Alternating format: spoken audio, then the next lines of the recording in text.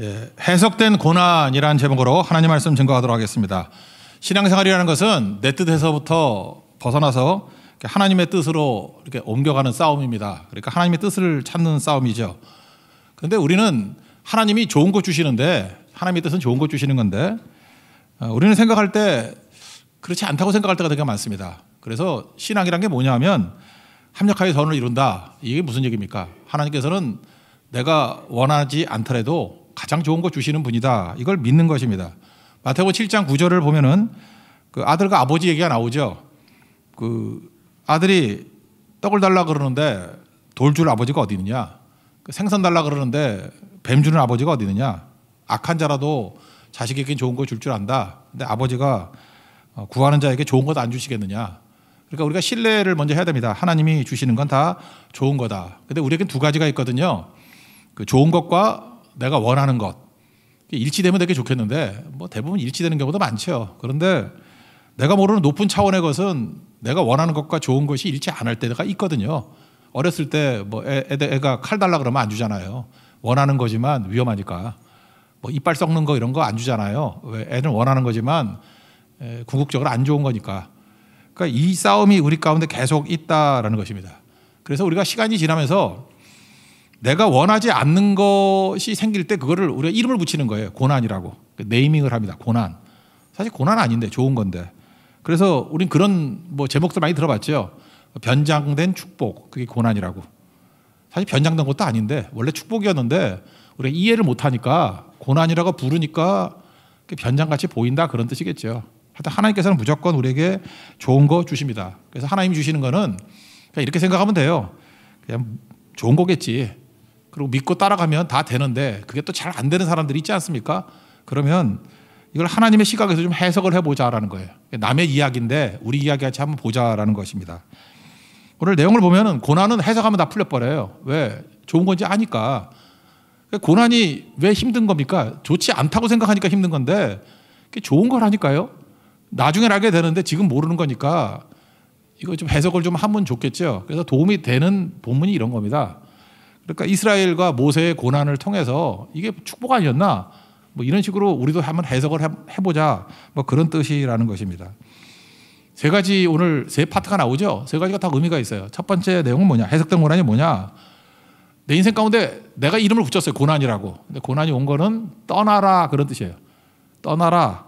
이제는 끊으라 이런 뜻이라고요. 그 자리에 있는 게 아니라 옮겨가야 더 좋은 거야 라고 하는 사인으로 받아들이라는 것입니다.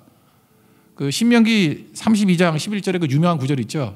이스라엘 백성과 하나님과의 관계를 독수리 어미와 새끼와의 관계로 얘기를 하지 않습니까? 독수리가 보금자리 둥지 잘 만들어 놓고 난 다음에 새끼 독수리가 크고 있죠. 근데 어느 타이밍이 딱 되면은 보금자리를 어지럽힌답니다. 그래서 새끼로 너풀거려서 떨어뜨려 버린대요. 왜 그러죠? 친엄마 아니라서? 아니죠. 그 둥지에만 있으면 통닭되는 거 아니에요. 독수리는 날아야 될 거 아닙니까? 그럼 둥지에만 있으면 어떻게 해요? 밀어 떨어뜨려서 날고 또 잘 못 나오면 받아도 주고 그래서 날게 만드는 훈련시킨다는 거 아니에요. 그게 뭐죠? 새끼 독수리에게 있어서는 고난이라기보다는 떠나란 뜻이죠. 둥지 떠나서 이제는 창공을 나는 독수리가 되라. 하나님께서 우리를 다루실 때도 마찬가지겠죠. 지금 평탄하게 잘 가다가 갑자기 고난이 왔어요. 그러면 이게 성장을 위한 계기인가 보다. 지금 이 자리를 떠나서 안주하지 말라는 하나님의 뜻인가 보다. 이렇게 이해하는 게 제일 옳다라는 것입니다. 모세가 40년 동안 왕국에 있었습니다. 더 있으면 뭐 하겠어요? 40년 있으면 충분히 있었지. 나이 40이 되었을 때 장성했다 이렇게 얘기를 합니다. 그럴 때 장성했다는 뜻이 뭐죠? 사람이 어리다와 장성했다의 특징은 뭐냐면 나밖에 모를 때를 어리다 그래요. 근데 관심이 역전되는 거죠. 이웃이 보이고 타인이 보이기 시작할 때 그걸 장성했다 이렇게 얘기를 합니다. 그래서 믿음이 성숙해지면 남들이 보이거든요. 남들이 보이는 걸 뭐라 그러죠? 사명이라고 얘기합니다. 그래서 사명이 생기는 거예요. 내가 이걸 위해서 이 땅에 태어났구나. 이걸 하라고 하나님이 부르셨구나. 이걸 깨닫게 된다라는 것입니다.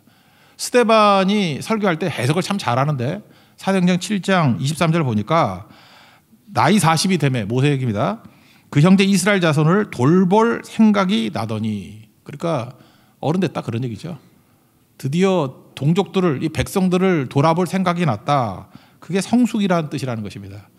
하나님께서 우리의 인생의 단계도 이렇게 성숙되기를 원하십니다. 처음에는 기고만장하다가 나중에는 다른 사람을 위해서 내가 기여해야 되겠구나 이렇게 생각을 했다라는 거예요. 나이 40, 뭐 공자도 얘기했죠. 뭐 부록이라 그러나? 여기 40 되신 분들 진짜 부록이든가요? 유혹이 없어요? 역설적인 의미라고 생각을 합니다. 유혹을 이겨야 되는 때다 그런 뜻이에요. 40대 유혹 제일 많습니다. 부록이 아니라 유혹의 유혹. 그러니까 이겨야 된다는 거죠. 유혹에 넘어가면 안 된다. 그래서 유교에서는 그렇게 깨달았던 것 같아요. 근데 모세 120년 동안의 시기를 D.L. 무디가 3단계로 설명을 했는데 그 설명이 되게 좋은 것 같아요. 40세까지 처음에는 자기가 꽤 괜찮은 사람인지 알았다라는 거예요. I'm something. 나 괜찮은 사람이라고. 왜냐하면 뭐 공주의 아들이고 하니까 잘났잖아요. 그 다음에 두 번째 단계 40세부터 80세의 관계, 이 단계에서는 광야로 미디안 광야에서 그 한심한 행동하잖아요. 그죠? 아무것도 없는 무익한 인생. 그래서 I'm nothing. 나는 아무것도 아니다. 무익한 종이다. 이런 의식을 가졌다라는 거예요. 그러다 80세에 부르셨죠. 아무것도 없는데 하나님이 함께 하시면 모든 걸 다 할 수 있다. 그래서 I'm everything with him. 하나님과 함께 하면 모든 걸 다 할 수 있다. 제가 볼 때 D.L. 무디가 이게 분류했던 게 제일 좋은 것 같습니다. 인생은요. 내가 뭐 가지고 있다. 또 극단으로 가서 나는 아무것도 아니다. 거기서 끝나는 게 아니라 하나님 안에서 나를 발견할 때 최고의 것이 될 수 있다는 것입니다. 그게 진짜예요.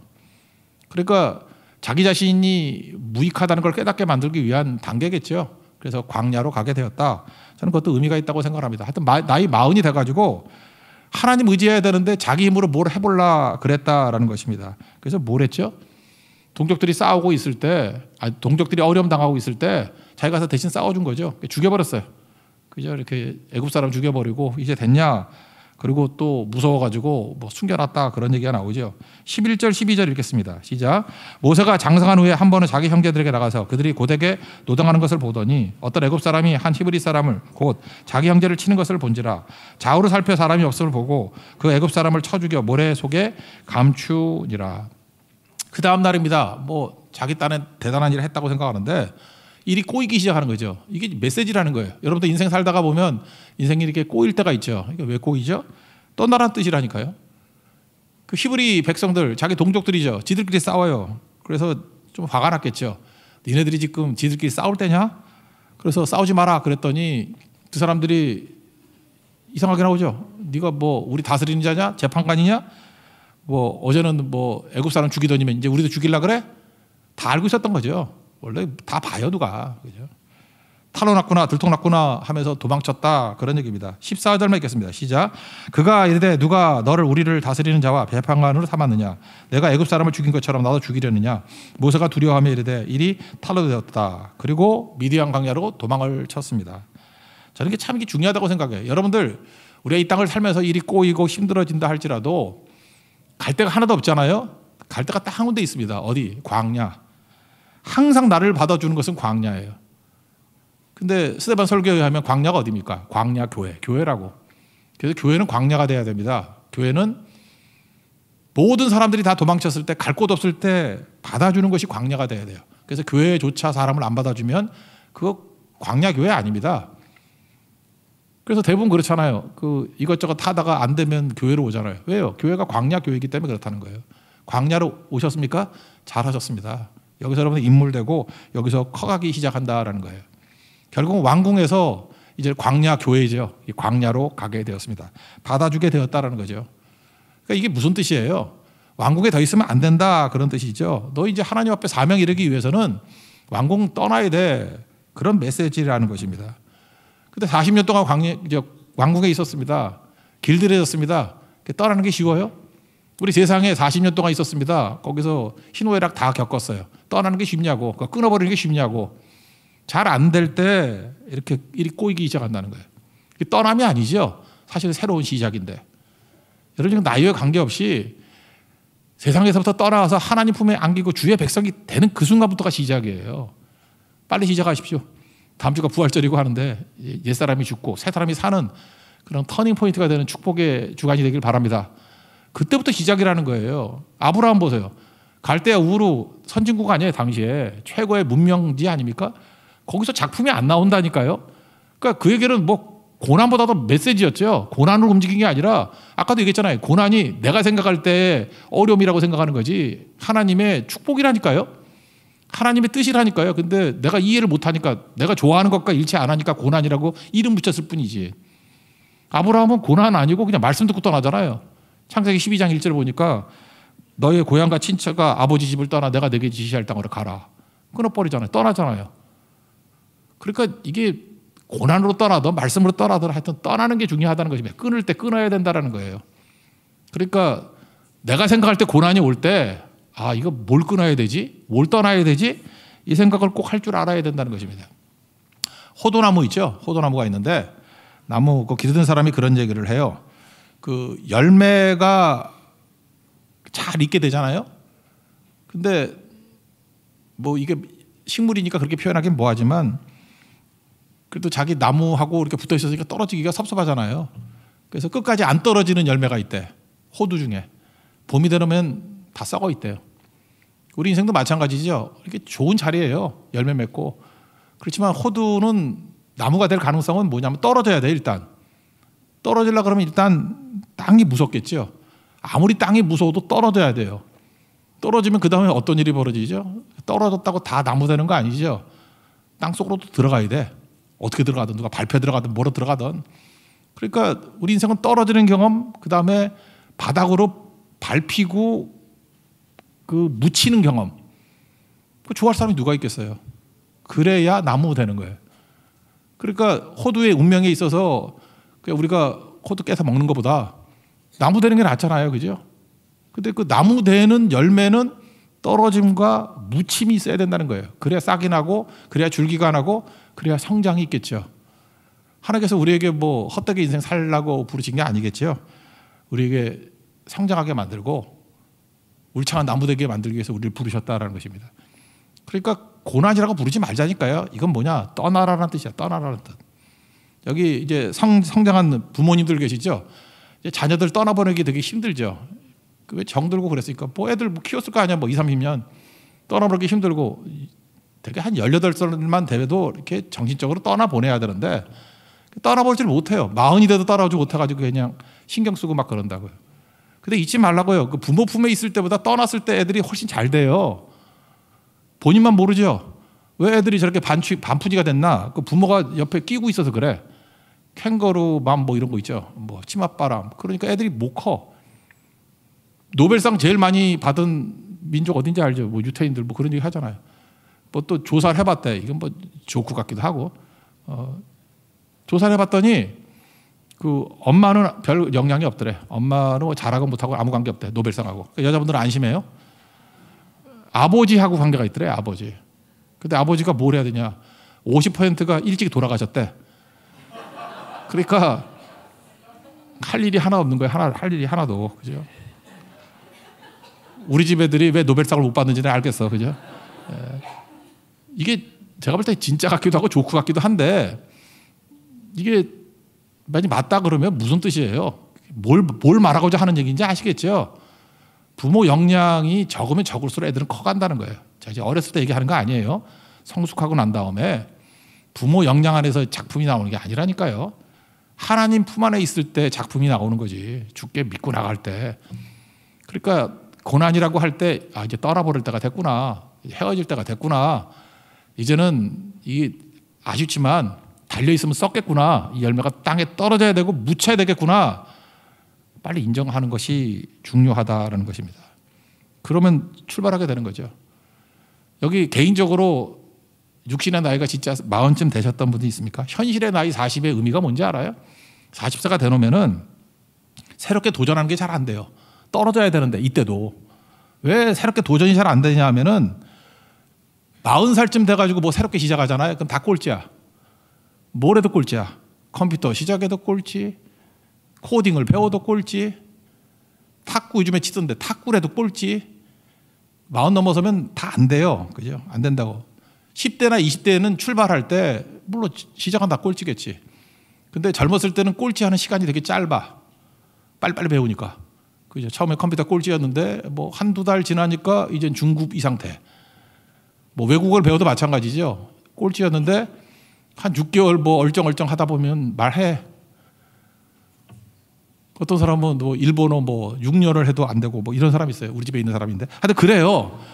이게 마흔의 의미가 그래. 맨날 꼴찌야. 근데 그 참 게 귀한 거거든요. 왜 귀하냐? 꼴찌를 두려워하면 안 돼요. 시간이 오래 걸릴 뿐이지 된다고. 지금 보세요. 모세도 사실은 시작할 때 꼴찌였지. 왕궁에서 꼴찌 경험하는 거 아니에요? 40년 동안 계속 꼴찌였어. 광야 생활도 어렵지만 40년 처가살이라는 생각 해보세요. 처가살이가 쉬워요? 간도 쓸개도 없이 다 내려오는 거지. 이렇게 꼴찌 경험했어요. 느렸어요. 40년이나 되게 느렸다고. 그때에 하나님께서 때 벗기시고 만들 인물 다 만드시는 거라고. 굉장히 중요한 거겠죠. 그래서 여러분들 나이와 관계없이 빨리 시작하십시오. 뭐든지 시작하면은 그때부터 열리게 된다는 것입니다. 두려워하지 마십시오.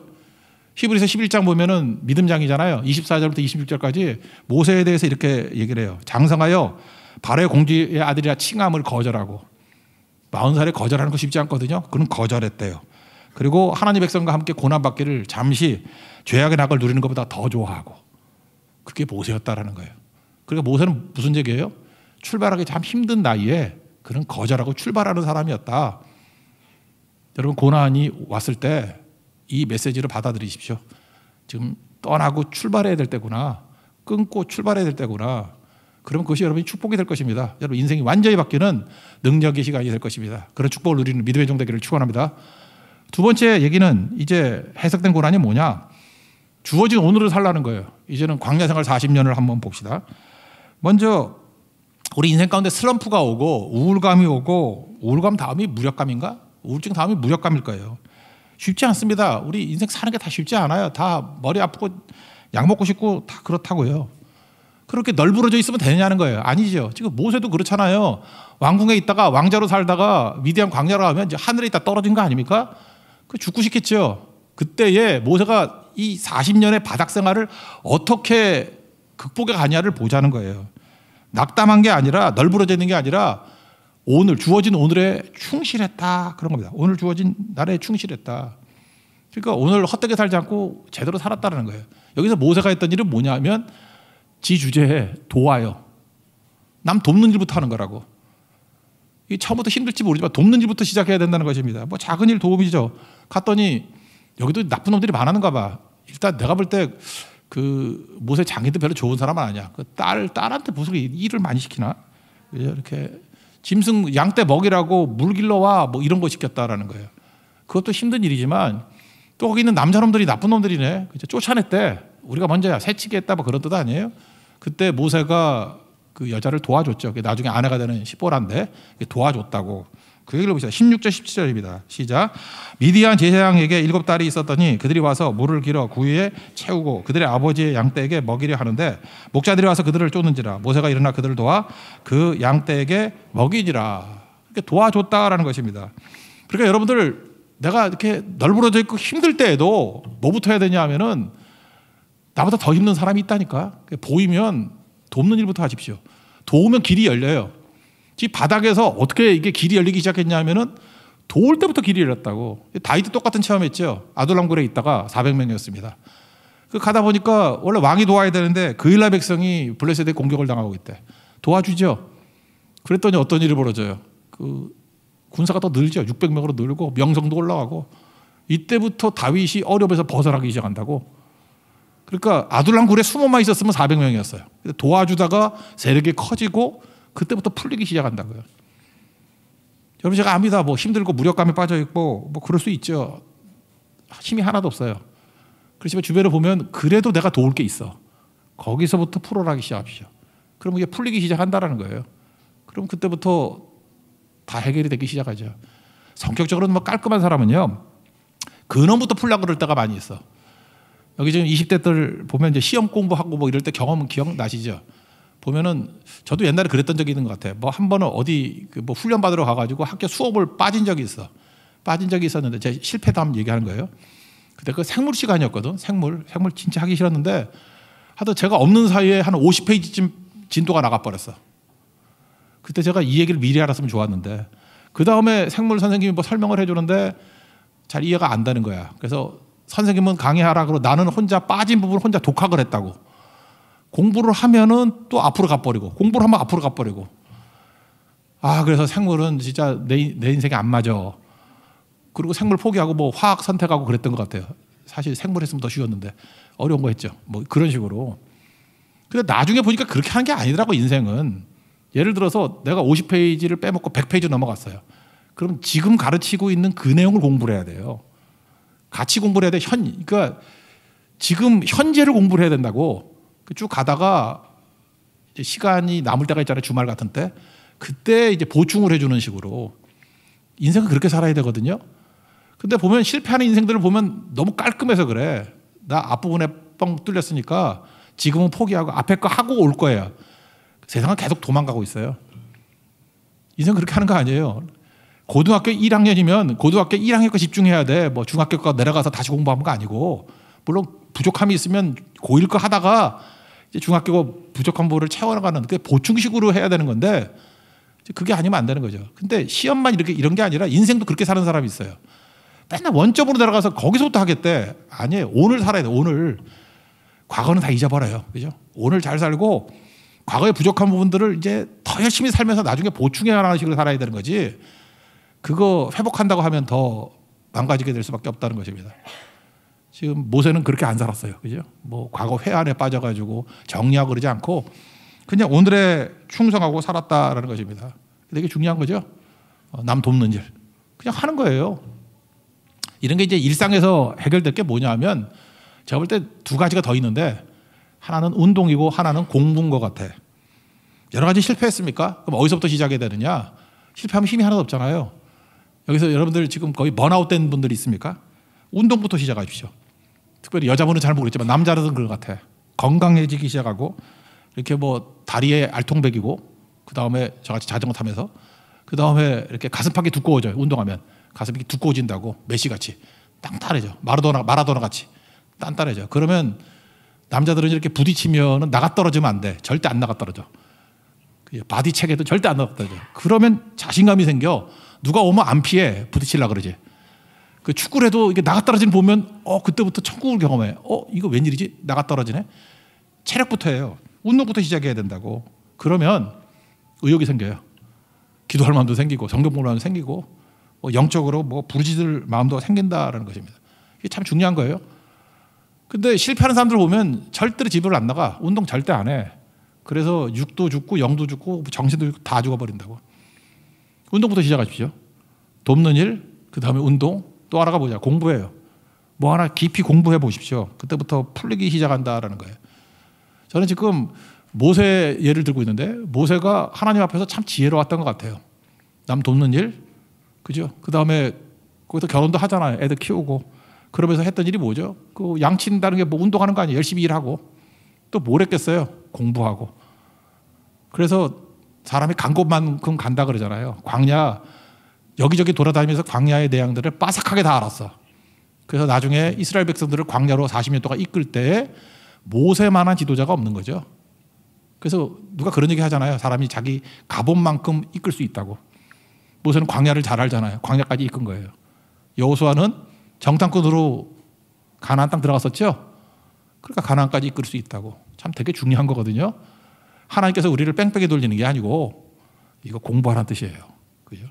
운동하고 공부하고 도와주고 그게 아무것도 아닌 게 아니라 거기서 하나님께서 예비하신 준비를 다 하고 있다라는 것입니다. 거기서 애까지 났어요. 게르솜이라고. 여기 이거 메시지가 있다고 생각해요. 나그네라는 뜻인데 나 여기서 죽을 인생 아니야. 뭐 그런 메시지도 있겠죠. 곧 떠날 거야. 하나님께서 준비해 주실 거야. 그런 그 믿음의 고백일 수도 있다라는 것입니다. 그거 한번 읽어봅시다. 21절 22절입니다. 시작. 모세가 그와 동거하기를 기뻐하며 그가 그의 딸 십보라를 모세에게 주었더니 그가 아들을 낳음에 모세가 그의 이름을 게르솜이라 하여 이르되 내가 타국에서 나그네 되었음이라 하였더라. 하나님 앞에서 우리 고난을 어떻게 해석된 고난이 뭐예요? 주어진 오늘에 충성하다 보면 그죠? 이렇게 남 돕고 뭐 양치고 운동하고 공부하고 뭐 이런 과정 속에서 하나님께 준비시켜 주신다라는 것입니다. 그러면 오늘에 충성하는 것이 우리로 하여금 축복의 시간이 될 수 있다라는 거예요. 잘 준비되는 믿음의 종 되기를 축원합니다. 마지막 세 번째 내용은 이제 백성들 얘기인데 해석된 고난이 뭐냐? 고난이라는 것은 기도가 터지게 만드는 트리거, 이 방아쇠가 될 수 있다라는 것입니다. 앞에 보니까 학대하던 바로가 죽었어요. 이거 보면서 느끼는 게 뭐냐? 악인은 쓰임새 끝나면 죽는다는 거예요. 악한 도구로 쓰임받다가 그냥 사라져버리잖아요. 바로는 누굴 위해서 쓰임받은 도구예요? 모세와 이스라엘 백성을 위해서 쓰임받은 도구라고. 악의 도구예요. 불쌍하죠? 그리고 사라져버리잖아요. 근데 악한 사람들이 계속 우리를 괴롭히고 우리를 못 살게 구는 이유가 뭐죠? 어느 순간이니까 기도가 터져나오게 만드는 트리거가 되게 만들어, 방아쇠가 되게 만들려고 그랬다라는 것입니다. 그러니까 하나님 앞에 핍박이 많으니까 기도하는 거 아니에요. 23절 읽겠습니다. 시작. 여러 해 후에 애굽 왕은 죽었고 이스라엘 자손은 고된 노동으로 말미암아 탄식하며 부르짖으니 그 고된 노동으로 말미암아 부르짖는 소리가 하나님께 상달된지라. 어떤 하나님의 역사가 벌어지기 시작하기 전에 어떤 일이 벌어지느냐? 이게 기도의 방아쇠가 터져나올 때가 있다고요. 그래서 여러분, 기도는 하나님께 드리는 게 아니라 듣는 기도다, 이런 얘기를 많이 듣죠. 저도 그랬던 적이 있어요. 이렇게 기도를 하잖아요. 꾸준히 기도해요. 기도를 하는데 어느 순간에 기도가 막 터져나오는 부분이 있어요. 막 터져나와요. 그럼 그쪽이 돼. 제가 요즘에 뭐 이렇게 덤덤하게 있다가 막 터져나오는 게 청소년과 청년들에 대한 기도가 막 터져나오거든요. 또 그럼 그쪽이 돼. 진짜 그렇다니까요. 성교도 마찬가지예요. 뭐 이렇게 하다가 어디가 터져나와. 그러면 그쪽 성교가 되더라니까. 그러니까 제가 하는 게 아니죠. 기도를 통해서 하나님의 음성을 듣는 거죠. 여러분, 그래서 고난 중에 해야 될 일이 뭐냐? 반드시 기도해야 됩니다. 계속 기도해야 돼. 기도하다 보면 어디선가 막 터져나와요. 그래서 에스겔서 36장 37절에도 하나님이 약속하신 거 주신다. 근데 조건이 뭐예요? 37절에 뭐라고 되어 있어요? 그리하여도, 그죠? 구하여야, 내게 구하여야 할지라. 하나님이 구할 때 주신다는 거예요. 하나님이 다 작정하신 거라도. 왜 그래요? 기도가 터져나올 때 이제 시작, 이런 얘기가 나온다는 거예요. 그러니까 하나님 앞에서 여러분들 해야 될 일이 뭐냐? 꾸준하게 기도하다가 계속 기도가 중요한 겁니다. 그러니까 기도 없이는 여러분 돌파구가 안 생기고 광야가 굉장히 길어질걸요. 근데 이 핍박이 있고 어려움이 있을 때마다 기도하라고요. 하다 보면은 그것도 그렇게 오래 좀 해야 돼요. 오래. 꾸준히 해야 된다고. 어느 순간에 터질 때가 있어. 제가 요즘에 새벽 기도 때 보면 이렇게 터지는 분들이 많이 없는 것 같아. 그러니까 인생이 맨날 뺑뺑이지, 똑같이. 이렇게 계속 기도하면 어디가 터져. 빵빵 터져. 우리 성도들 가운데 막 굉장히 큰 어려움에 있다가 확 일어나는 분들 있잖아요. 뭐 사업이 다 망했다가 막 일어나는 분들. 또 그 다음에 뭐 앞뒤 낭떠러지에 떨어질 것 같다가 일어났던 그런 역전하는 분들. 뭐 개인적인 소개가 뭐 별로 덕이 안 되니까 소개를 안 할게요. 안 하는데 여러분들 아실 거 아니에요. 그러니까 아는 사람들. 특징이 뭔지 알아요? 기도가 터질 때 그 다음에 다 일어났어요. 죽을 병에 걸렸다가도 일어나서 펄펄 뛰고. 다 그렇게 되는 거예요. 이 기도가 터져 나올 때. 그러니까 기도 없이 미래 없습니다. 기도가 안 터지고 인생이 터진다? 그런 일은 없다라는 거예요. 이스라엘의 출애굽 언제부터 시작됐어요? 백성들의 기도가 터질 때부터 시작됐다는 거예요. 터졌어요. 이거 하나님께서 주신 은혜죠. 기도가 터지니까 이때 3장부터 이제 하나님이 일하시잖아요. 모세도 부르고 이제 바로도 깨고 이제 3장부터 이제 진짜 구원의 역사가 막 나타나기 시작하죠. 사전에 뭐가 있었어요? 기도가 터지는 일이 있었다. 제가 보니까 여자분들은 기도 많이 하잖아요. 뭐 우리 교회는 별로 안 하지만 하여튼 여자분들이 더 남자보다 기도를 많이 하잖아요. 근데 되게 이렇게 역사가 벌어질 때 보면 남자들이 기도할 때부터 역사가 벌어지는 것 같은 때가 많아요. 제가 그 프로 스포츠 이렇게 보면은 축구가 더 인기가 좋은 것 같은데 프로 축구보다 프로 야구가 사람 더 많이 모이는 것 같아. 요즘에는 가본 적이 없는데 옛날엔 프로 야구장 많이 갔거든요. 근데 하도 그냥 LG가 져가지고 안 가는데 요즘엔 그 야구장 가면은요, 최근에 옛날 저는 82년부터 봤어요. 그러니까 프로야구 MBC 청룡 때부터 우리가 얼마나 열심히 야구를 봤는지 알겠죠. 옛날에 진짜 타율까지 다 외우고 그랬었는데 쓸데없는 짓을 했거죠. 그걸 뭐하러 외웠는지. 근데 최근에 가보니까요, 특징이 뭐냐면 야구장에 여자가 되게 많아요. 제가 옛날에 갔을 때는 여자들 별로 없었는데. 그러니까 야구가 왜 되느냐 하면은 여자들을 끌어들이는 데 성공한 거야. 그 저지라 그러죠. 야구복. 허리가 쏙 들어간 여자용 따로 팔대. 그리고 뭐 율동하고, 난 교회인 줄 알았어. 율동도 하고 막 노래도 부르고 딱 여자들에게 맞게 하더라고. 거기다가 또 치킨 사 먹고, 여자들 좋아하잖아. 그런 거 먹으면서 막, 그죠? 나는 먹는 것도 없는데 왜 살이 찌지 이러면서 계속 먹고 있고 뭐 그런 것들 있잖아요. 예. 그래서 보니까 그래, 여자들끼리 오는 경우는 별로 없더라고. 남자가 여자가 같이 오는데 여자들도 되게 좋아하게 만들었더라고. 나 그거 보면서 저는 역시 목사예요. 교회가 생각나더라고. 교회 부흥하는 모습도 똑같아요. 프로야구와 똑같은 것 같아요. 남자들이 먼저 기도하기 시작해야 돼요. 남자가 기도해서 막 일어나죠. 그 여자들이 몰려들어요. 남자 때문에 오는지도 몰라. 여자들은 하나님보다도 남자 보고 더 많이 오는 것 같아요. 교회가 되려 그러면 그렇게 돼요. 기도하는 남자들이 막 일어나야 돼요. 일어나기 시작하면 여자들은 더 물어와. 남자가 한 55% 그럼 여자가 한 45%될 때가 제일 좋아요. 남자가 기도의 주도권을 잡고. 저는 그런 기도가 나오더라고요. 요즘에. 남성이 기도하기를 원합니다. 디모데 전서 2장 8절에 보니까 각처에서 남자들이 분노와 다툼이 없이, 남자는 놔두면요 맨날 분노와 다툼밖에 없어. 남자 둘 중에 하나야. 중간이 없어. 남자는 분노와 다툼이 있던지 아니면 거룩한 손을 들어 기도하기를 원하노라.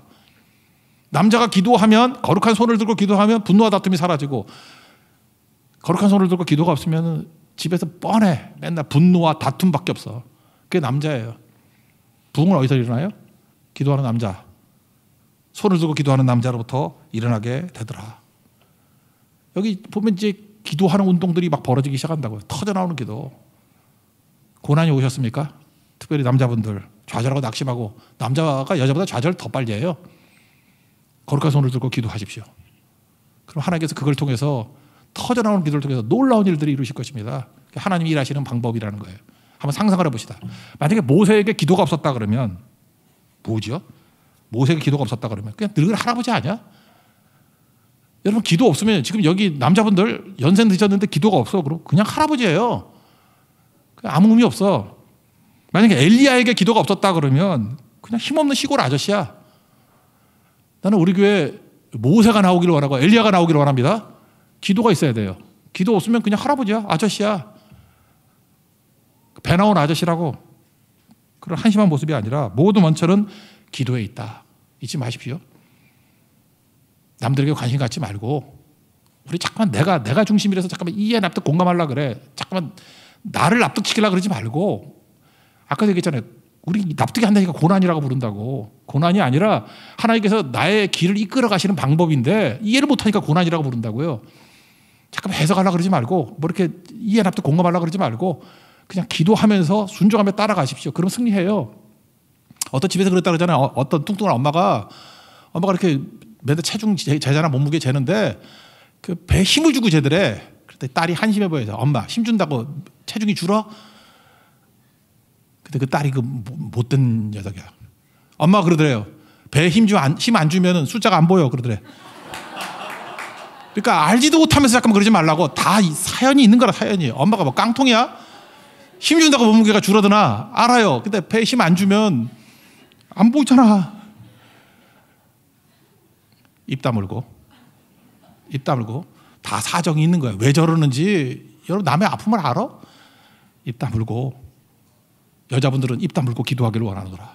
남자는 손 들고 기도하기를 원하노라. 그러면 놀라운 일들이 벌어지기 시작한다는 것입니다. 이때 하나님이 God works, 일하신다. When he pray, God works. 여기 나오잖아요. 하나님께서 우리의 기도를 응답하시고 언약을 기억하시고 이제 일하기 시작하더라. 마지막 읽고 마치겠습니다. 24, 25절입니다. 시작. 하나님이 그들의 고통소리를 들으시고 하나님이 아브라함과 이삭과 야곱에게 세운 그의 언약을 기억하사 하나님이 이스라엘의 손을 돌보셨고 하나님이 그들을 기억하셨더라. 짜잔 하고 이제 하나님이 일하기 시작합니다. 여러분, 삶 속에서도 하나님이 일하시는 능력의 역사가 나타나는 거룩한 종들 되기를 축원합니다. 자리에서 일어나겠습니다. 누구도 본 적이 없는 찬양하겠습니다.